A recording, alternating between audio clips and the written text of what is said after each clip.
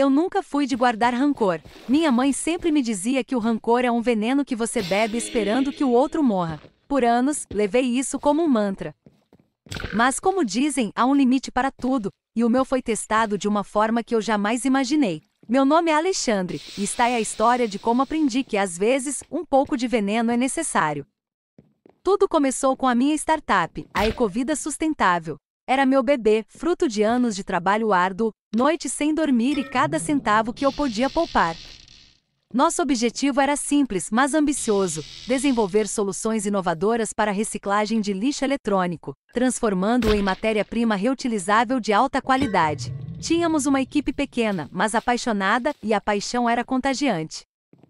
Os primeiros anos foram uma montanha-russa de emoções. Financiamento escasso, concorrência acirrada, o constante receio de não conseguir pagar as contas. Mas o que nos mantinha firmes era a visão, a crença de que estávamos fazendo algo importante para o planeta. E o mercado começou a notar. Nossas patentes, especialmente a do nosso processo de separação de metais raros, eram revolucionárias. Foi quando ele entrou em cena, Marco Aurélio. Ele era o CEO de uma gigante do setor, a Global Green Solutions. Um tubarão no terno de cordeiro, com um sorriso que prometia o mundo e um aperto de mão que roubava sua carteira.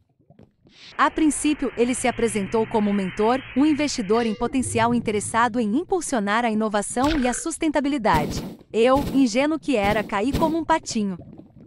Ele elogiava nosso trabalho, dizia que éramos o futuro e que queria nos ajudar a alcançar nosso potencial máximo. Organizei reuniões, mostrei nossos protótipos, compartilhei dados confidenciais sobre um nada que mais tarde descobri ser uma piada de mau gosto. Ele parecia genuinamente impressionado, e a ideia de ter um gigante como a Global Green Solutions ao nosso lado era tentadora. As negociações se arrastaram por meses. Ele sempre encontrava um pequeno detalhe para atrasar o fechamento do acordo, um ajuste necessário nos termos. Eu e minha equipe estávamos exaustos, mas otimistas.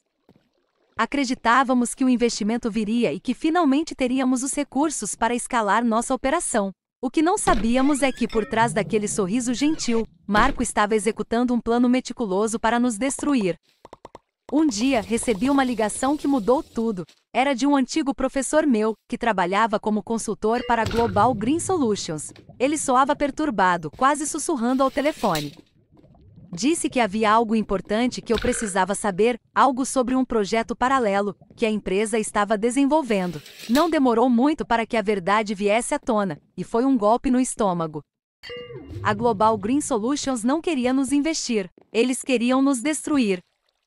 Enquanto Marco me enrolava com negociações, sua equipe de P&D, usando as informações confidenciais que eu, estupidamente, havia fornecido, estava desenvolvendo sua própria versão de nossa tecnologia.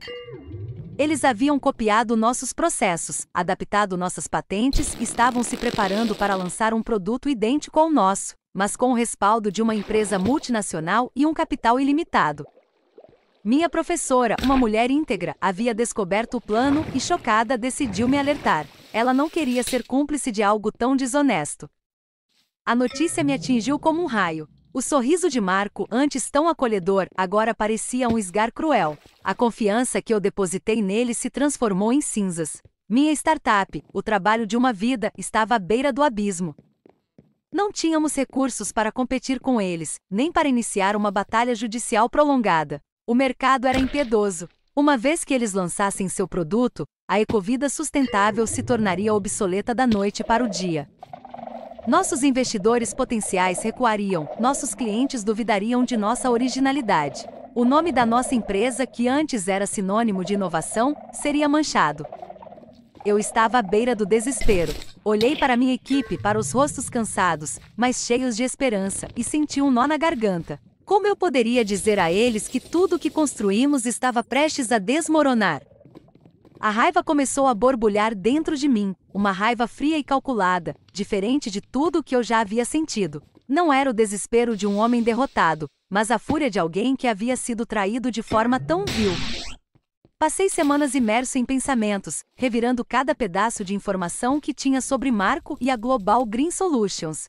Estudei seus movimentos, suas fraquezas, seus pontos cegos. O mantra da minha mãe sobre o veneno se desfez em pedacinhos.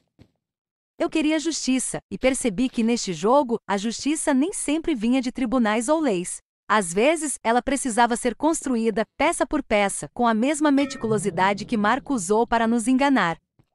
A primeira coisa que fiz foi reforçar nossa segurança digital. Era tarde demais para proteger os segredos que já haviam sido roubados, mas não para o futuro.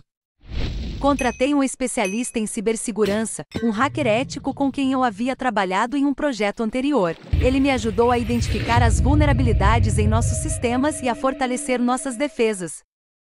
Ao mesmo tempo, comecei a documentar cada interação com Marco e sua empresa. E-mails, gravações de chamadas, registros de reuniões, tudo foi meticulosamente arquivado.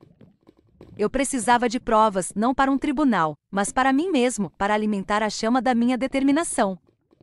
A raiva me deu um foco que eu nunca tive antes. Cada derrota parecia fortalecer minha resolução.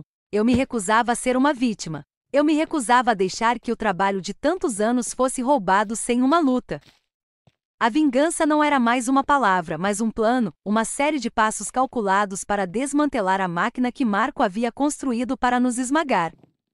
Comecei a observar a Global Green Solutions de perto, não como um competidor, mas como um predador estudando sua presa. Eles eram grandes, poderosos, mas também tinham suas vulnerabilidades. E eu estava determinado a encontrá-las e explorá-las. Aquele sorriso de Marco, que me assombrava em pesadelos, em breve se tornaria a sua ruína. Minha vingança começou de forma discreta, quase imperceptível. Eu não podia me dar ao luxo de um confronto direto. A Global Green Solutions era um leviatã, e eu, um peixe pequeno, mas com um anzol afiado. O primeiro passo foi deslegitimar a reputação de Marco Aurélio no mercado. Ele era um homem de imagem, um orador carismático que parecia ter o toque de Midas. Eu precisava quebrar essa imagem. Comecei a frequentar eventos do setor, conferências e feiras, onde Marco era presença constante. Em vez de confrontá-lo diretamente, eu me aproximava de pessoas-chave, jornalistas especializados, investidores, outros COR, e de forma sutil, plantava sementes de dúvida. Não eram acusações diretas, mas perguntas perspicazes, comentários aparentemente inocentes que insinuavam sua falta de ética. Eu dizia coisas como: é impressionante como a Global Green Solutions conseguiu replicar a tecnologia de empresas menores tão rapidamente. Queria ter esse tipo de agilidade, sabe? Ou, ouvi dizer que o Marco tem uma equipe de P&D fenomenal, capaz de inovar do zero em tempo recorde. Você não acha estranho? As pessoas curiosas por natureza começavam a ligar os pontos. A indústria de tecnologia sustentável é um universo pequeno, e as notícias viajam rápido. Começaram a surgir artigos questionando a originalidade dos produtos da Global Green Solutions. Não citavam a Ecovida diretamente, mas a narrativa de que a empresa de Marco era uma copiadora começou a ganhar força. A imagem de inovador de Marco começou a ser arranhada. Sua reputação, antes impecável, estava sendo corroída aos poucos.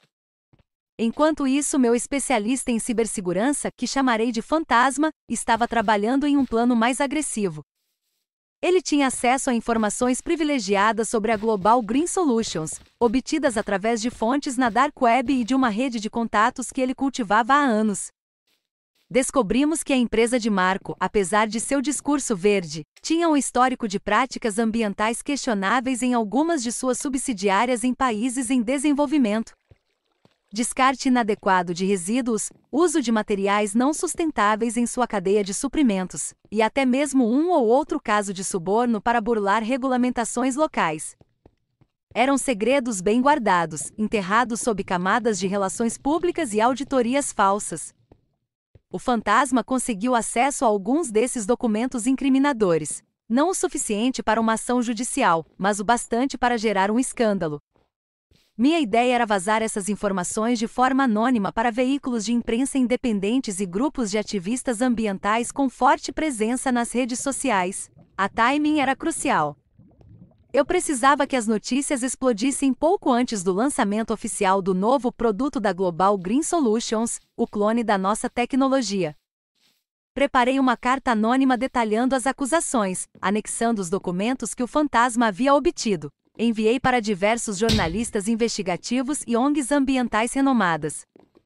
A internet é um amplificador poderoso, e eu sabia que uma vez que a história pegasse, seria impossível pará-la. E assim aconteceu. O escândalo explodiu como uma bomba. Manchetes em jornais respeitados, reportagens em canais de notícias e uma enxurrada de posts nas redes sociais denunciavam as práticas da Global Green Solutions.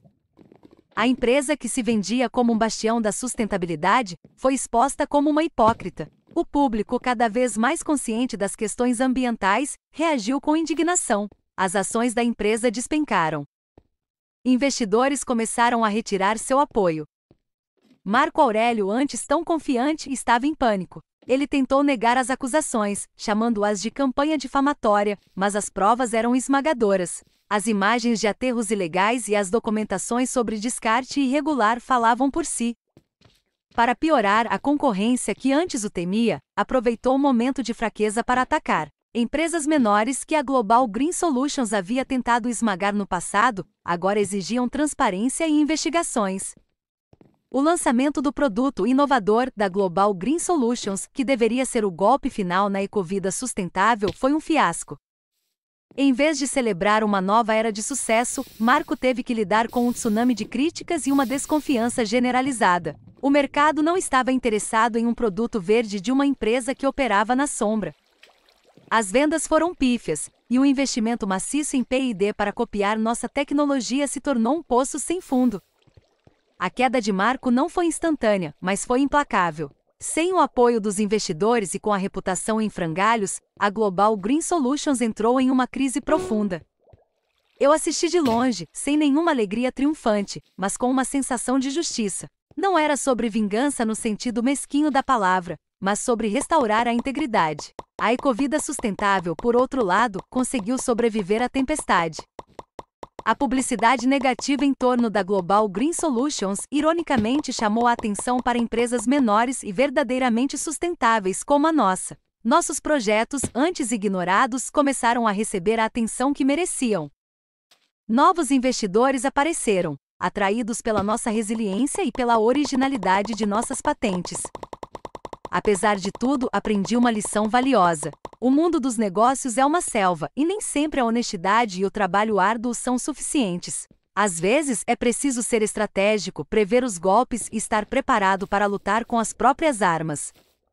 Marco Aurélio nunca soube que eu estava por trás de sua queda. Ele se perdeu em suas próprias mentiras e na arrogância de acreditar que poderia roubar sem consequências. E eu voltei ao meu mantra, mas com uma pequena alteração. O rancor é um veneno que você bebe, esperando que o outro morra. Mas às vezes o veneno é a única cura. A Ecovida Sustentável prosperou mais forte e mais sábia.